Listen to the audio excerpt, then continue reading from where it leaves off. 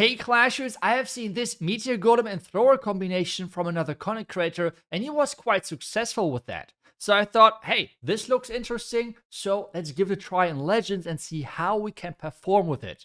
With that being said, let's dive in. Before we dive into some live attacks in Legends with this strategy, I want to break down for you how the overall strategy works. What is the difference between this strategy and, for example, the Fireball Meteor Golems, and what does every single component do playing this strategy? What do you have to look out for? Well, first off, the big difference between this approach and the Fireball with the Meteor Golems normally is that you have the furnace within your army, which means you can go for deeper fireballs because time is then a less big factor. For Meteor Golems, for the classic 5 Meteor Golem approach, you have to fireball something like over here, the multi-arch tower, or maybe this compartment or something, to really make sure that, well, you get the pathing without wasting too much time. Instead now, with this approach, you can invest the rage and other spells and even more components to an earlier warden charge and get a deeper fireball, which then usually results in better pathing and more likeliness of a 3-star. The biggest issue here then is time. And this is why Destro, the content creator, I will link his channel down below in the description of the video if you want to watch further attacks of this strategy. This is why Destro came up with the combination of Meteor Golems with those throwers. You have the tankiness of the Meteor Golems within this attack strategy, but at the same time, we are running the throwers behind, which means with that, we have enough DPS to get through the base quick enough.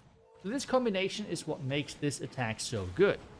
As well, now the throwers are in, Meteor Golems are in, even the ice golem, everything to make sure that we have a quick push into this. I'm really late on my totem or something to support the king. Whenever you have like a monolith or a multi-gear cannon on your king, do something. Do not waste all the hit points as what I just did. I pretty much lost the entire king for nothing. For us now, with the core being gone, we can now push into the town hall, behind the town hall, and with the troop launcher we're getting the compartments open. And even with all of that then being said, my throwers can reach into the next compartments, like for example the the revenge tower. For now though, I want to not think about the revenge tower, so we're just going to make it invisible and like with the overgrowth.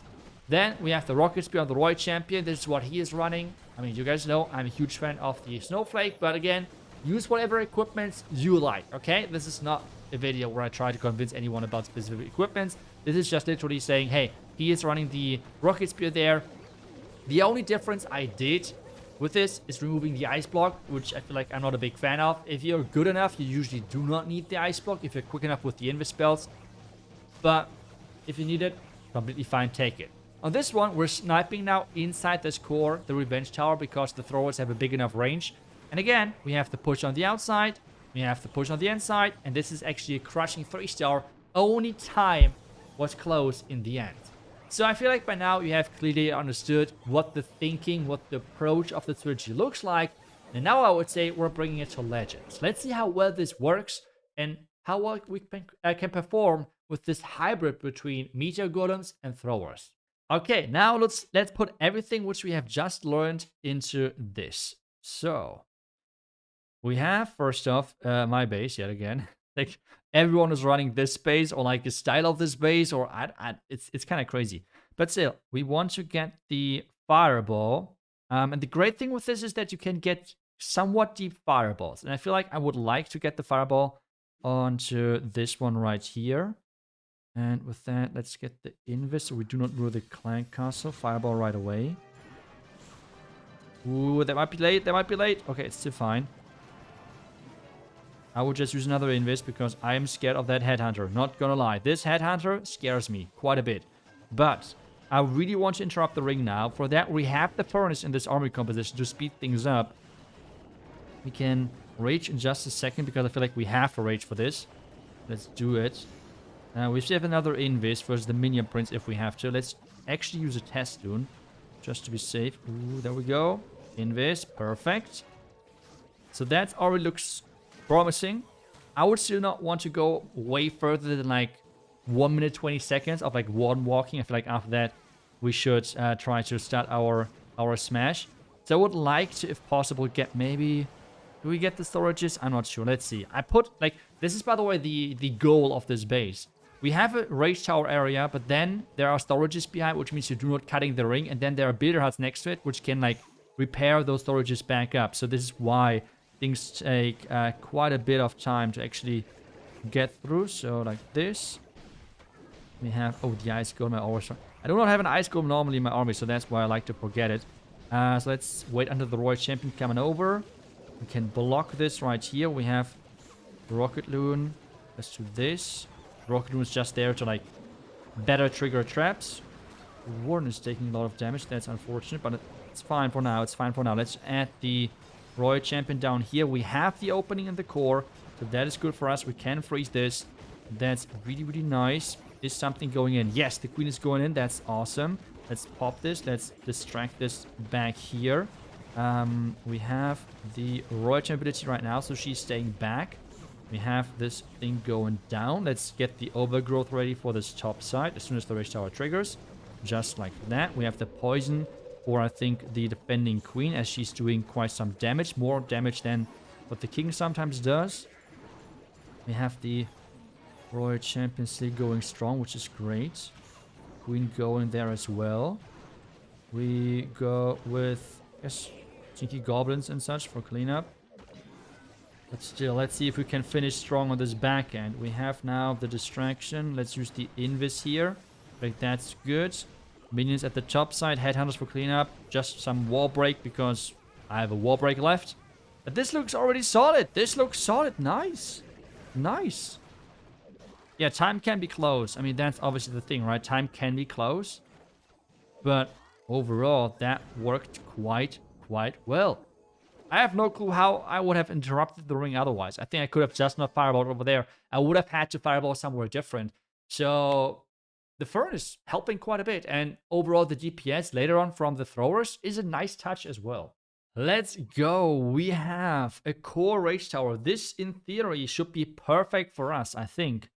But still, we have to somehow get the fireball somewhere close. I feel like the bomb hive, though, looks like a really solid fireball place for us. That might be a good thing to try to aim for. But how easy is that? Or do we just go for the fireball for the town hall? That doesn't really create pathing because the town itself does not go down. So let's do the far side fireball. Can use the furnace just to, again, speed things up. I'm not sure yet where I want to enter after, to be honest. This may be just behind the fire spitter, because this would mean that I would go with the troop launcher. But hey, time will tell. We have as well rocket loons if we have to take down the mortar. Can take that out as well. Actually, I will just do so. Actually, let's do, come on. Invis, invis, invis. Fireball, please don't miss. Okay. Perfect for us. Amazing. I mean, that's great value right there. That's amazing value right there. Let's use another test loon. Let's try to get the warden back on track. I would like to have him go to the far right side here with our main push. So as soon as that thing is going down, we're going to invest the queen to lure him back over. At least that's what I'm hoping for. Wall break. Oh, the warden is taking a lot of damage, but quick to react, so that's good. Now this in here. Troop launcher should hopefully do a great job. Let's funnel here. Oh, we should maybe add the royal champ soon, because the Tesla might otherwise get annoying. Some throwers are going to the outside. I'm not sure if that's actually the worst thing possible, so we will find out in just a second. We have an... Oh, that's interesting. We have an interesting clan castle for sure. Let's add headhunters right there. We can maybe distract things even further. Queen ability. Maybe for the back end, use the overgrowth. We can rage things up. King ability to get some more value here. Again, some more distraction, because I want to make sure that I can delay the royal champ a little bit, ability a little bit longer. And use a wizard on the left side. We have the royal champ ability now. I try to maybe pop it now because the expo is locked onto her, so she stays back again. Fine, completely fine for us. Meteor Golem is tanking in front. Let's maybe get a freeze down here for the back end. Can use Archer on the top side. Oh my, this looks crushed and perfect and everything at the same time. Wow. Okay, that's ridiculous. This is just crazy. Okay. I mean, the fireball. Let's face it. Let's be honest. The fireball was kind of good. Was with kind of good. I mean, was insane. It was literally crazy. So the value there was really good.